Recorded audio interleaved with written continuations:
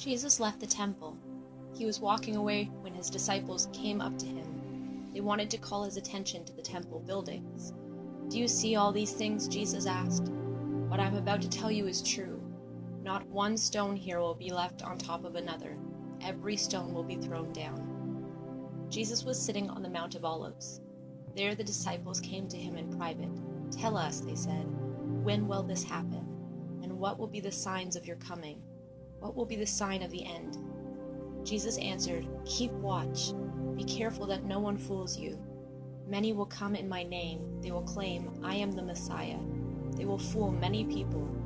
You will hear about wars. You will also hear people talking about future wars. Don't be alarmed. Those things must happen, but the end still isn't here. Nation will fight against nation. Kingdom will fight against kingdom. People will go hungry. There will be earthquakes in many places. All these are the beginning of birth pains. Then people will hand you over to be treated badly and killed. All nations will hate you because of me. At that time, many will turn away from their faith. They will hate each other. They will hand each other over to their enemies. Many false prophets will appear. They will fool many people. Because evil will grow, most people's love will grow cold. But the one who remains strong in the faith will be saved. This good news of the kingdom will be preached in the whole world. It will be a witness to all nations. Then the end will come. The prophet Daniel spoke about the hated thing that destroys.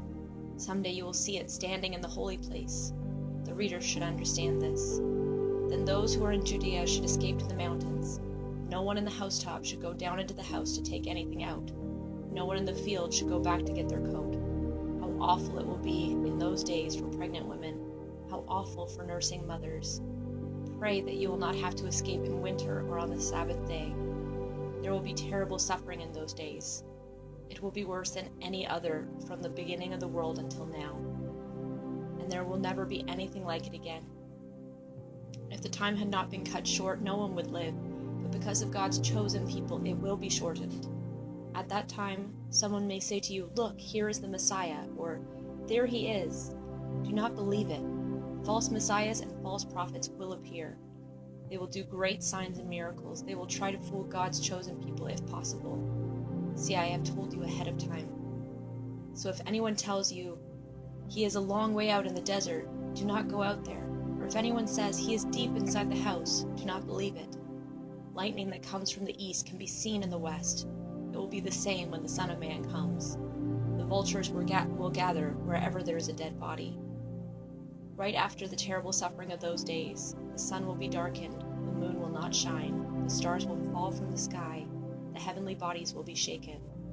Then the sign of the Son of Man will appear in heaven. At that time, all the peoples of the earth will mourn. They will mourn when they see the Son of Man coming on the clouds of heaven. He will come with power and great glory. He will send his angels with a loud trumpet call. They will gather his chosen people from all four directions. They will bring them from one end of the heavens to the other. Learn a lesson from the fig tree. As soon as its twigs get tender and its leaves come out, you know that summer is near.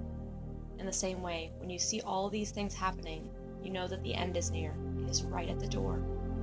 What I'm about to tell you is true. The people living now will certainly not pass away until all these things have happened. Heaven and earth will pass away, but my words will never pass away.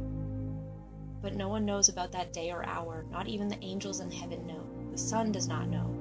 Only the Father knows. Remember how it was in the days of Noah. It will be the same when the Son of Man comes.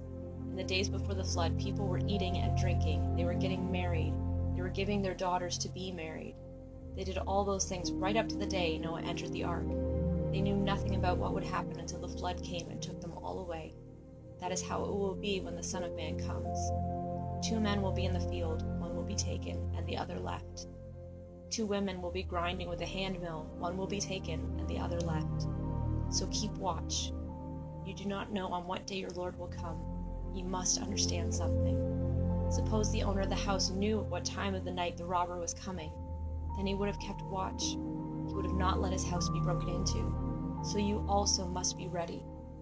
The Son of Man will come at an hour when you don't expect him. Suppose a master puts one of his slaves in charge of the other slaves in his house.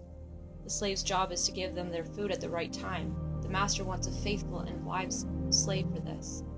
It will be good for the slave if the master finds him doing his job when the master returns. What I'm about to tell you is true. The master will put that slave in charge of everything he owns. But suppose that slave is evil. Suppose he says to himself, "My master is staying away a long time." Suppose he begins to beat the other slaves. And suppose he eats and drinks with those who drink too much. The master of that slave will come back on a day the slave doesn't expect him. He will return at an hour the slave does not know. Then the master will cut him to pieces. He will send him to the place where pretenders go. There people will weep and grind their teeth.